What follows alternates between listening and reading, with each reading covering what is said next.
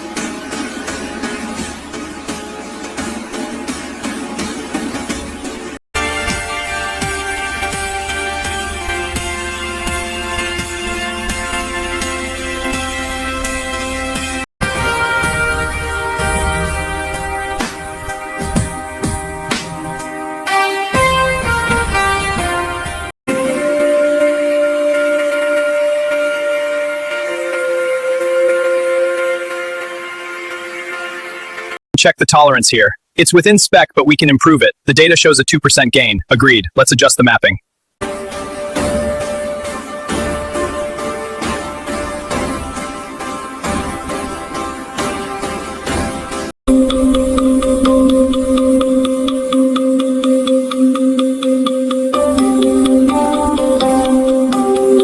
Chocolate.